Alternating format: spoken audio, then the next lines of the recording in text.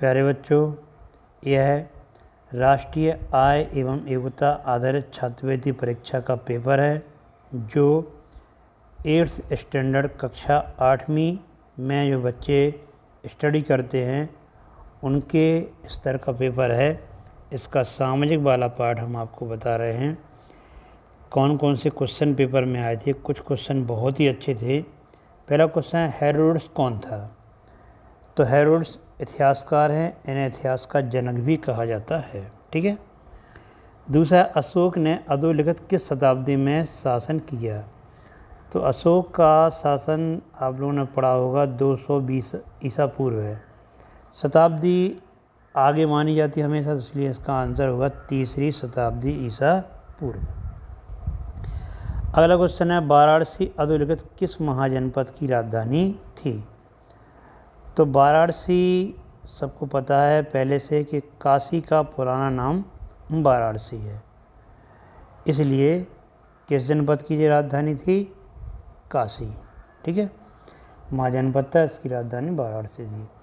भारत में व्यापार करने हेतु सर्वप्रथम अधोलिखित में कौन से आए? तो सबसे पहले भारत में व्यापार करने के लिए पुर्तगाली आए थे और ये भारत में सबसे देर तक रहे थे, सबसे लास्ट तक ये भारत में रहे।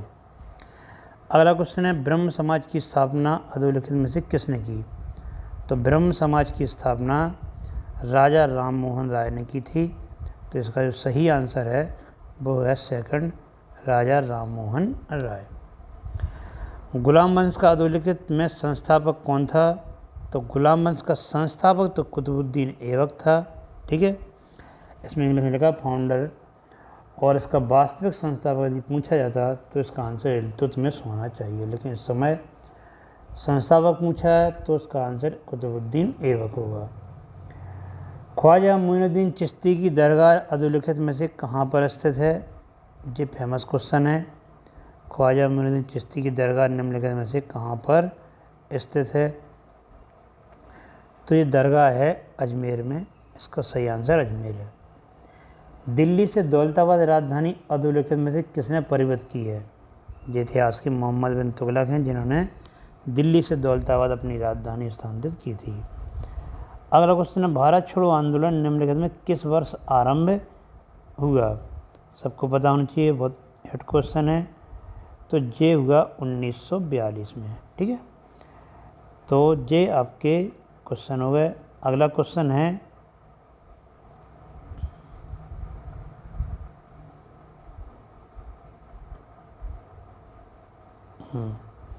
करो या मरो। करो या मरो का नारा किसने दिया था?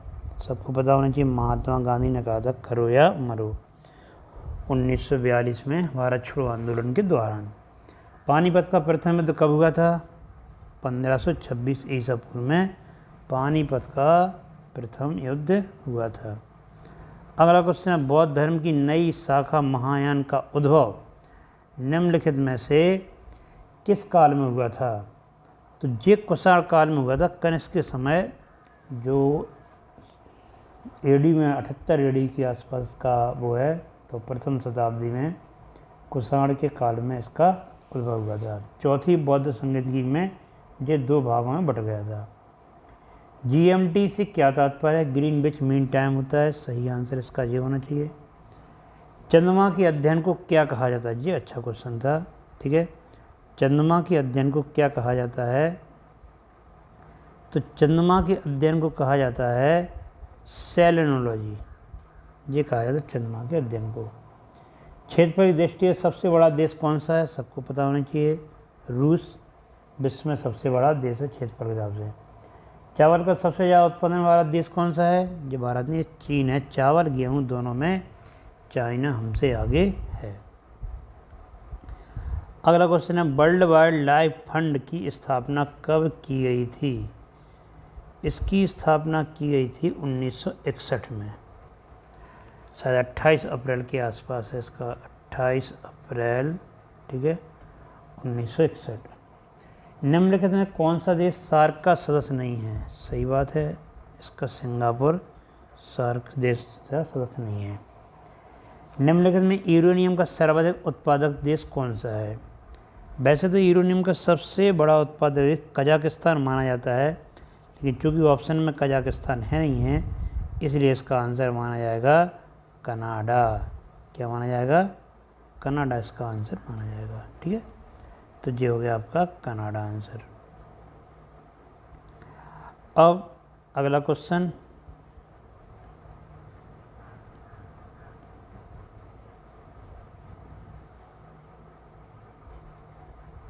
क्षेत्रफल के दृष्टिकोण में भारत का सबसे बड़ा केंद्र शासित प्रदेश कौन सा है? तो भारत का सबसे बड़ा केंद्र शासित प्रदेश है अंडमान निकोबार द्वीप समूह, क्षेत्रफल की दृष्टि से। पश्चिम बंगाल राज्य की सीमा कितने देशों के संपर्क में आती है? इसमें देश पूछा, ध्यान देना, राज्य नहीं पूछा है। तो देश तुमने देखा हो, पश्चिम बंगाल इधर बांग्लादेश से लगता है, उधर भूटान से लगता है, उधर चाइना से लगता है। तो इसका आंसर कितना होना चाहिए? 3 देश होना चाहिए। ठीक है, भूटान, ऊपर चाइना और नेपाल से लगता कि नहीं लगता? आई थिंक 3 देश है, नेपाल से नहीं लगता है बांग्लादेश, क्यों सिक्किम लगता है नेपाल से। ठीक है,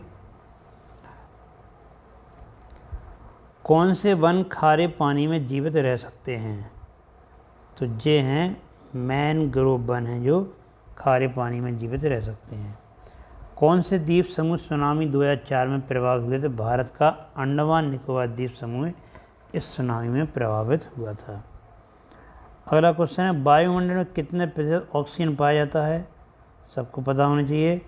ऑक्सीजन है तो ऑक्सीजन 21%, नाइट्रोजन पूछा जाता तो होता है 78%। नगर पालिका का मुखिया क्या होता है? वैसे तो नगर पालिका अध्यक्ष होता है, लेकिन इसमें ऑप्शन नहीं है, तो इसका आंसर माना जाएगा मेयर। सर्वोच्च न्यायालय के मुख्य न्यायाधीश की नियुक्ति कौन करता है? अपने महामहिम राष्ट्रपति जी करते हैं। वो कहीं पर होंगे तो बिल्कुल साहब, तो राष्ट्रपति जी करते हैं इनकी नियुक्ति, तो इसका आंसर हो जाएगा राष्ट्रपति। भारत में संविधान दिवस कब मनाया जाता है? 26 नवंबर 1949 को हमारा संविधान बन के तैयार हो गया था, उसी दिन भारत का संविधान दिवस मनाया जाता है। आगे क्वेश्चन है कि योजना आयोग की स्थापना कब की गई? ठीक है, तो योजना आयोग की स्थापना की गई अपनी 1950 में। ठीक है, इसका आंसर ये। किस वर्ष बच्चों के अधिकारों के संरक्षण के राष्ट्रीय आयोग की स्थापना की गई थी? तो 2005 के अधिनियम के तहत 2007 में इसकी स्थापना की गई थी। ठीक है, अच्छा क्वेश्चन है ये वाला। अगला है, भारत के संविधान के किस अनुच्छेद में अप्रस्तुतता का वर्णन किया गया है? तो आर्टिकल 17 अप्रस्तुतता का अंत कहा गया है। भारत का संविधान कब लागू हुआ? बच्चे मनाते हैं 26 जनवरी इसीलिए। ठीक है, तो 26 जनवरी 1950 को हमारा संविधान लागू हुआ था। अगला क्वेश्चन, निम्नलिखित में कौन मौलिक अधिकार की श्रेणी में नहीं आता है? इस अधिकार को हमने हटा दिया था, पहले ये मौलिक अधिकार माना जाता था, वर्तमान में संपत्ति का अधिकार मौलिक अधिकार नहीं माना जाता है। अगला क्वेश्चन है कि निम्न सदन किसे कहा जाता है? तो देखिए, यदि हम राज्य की बात करें तो उसमें विधानसभा निम्न होता है, केंद्र की बात करें तो लोकसभा होता है, और दोनों ऑप्शन दिए हैं, तो प्रेफरेंस किसे जाएगा? लोकसभा को जाएगा। ठीक है, भारतीय संविधान में कौन सी नागरिकता प्रदान करता है? भाई साहब, बिल्कुल एकल नागरिकता प्रदान करता है, अपन को धोखे में नहीं रहना है। ठीक है, एकल नागरिकता प्रदान करता है। मौलिक अधिकारों का संरक्षक कौन है? वही अपने सुप्रीम। ठीक है, तो कहाँ है? उस न्यायपालिका है सुप्रीम कोर्ट और हाई कोर्ट। तो इस प्रकार से ये आपके सारे क्वेश्चन हो गए हैं जो कि पेपर में आए थे सामयिक के। आशा करते आपको सारे क्वेश्चन अच्छे समझ में आ गए होंगे।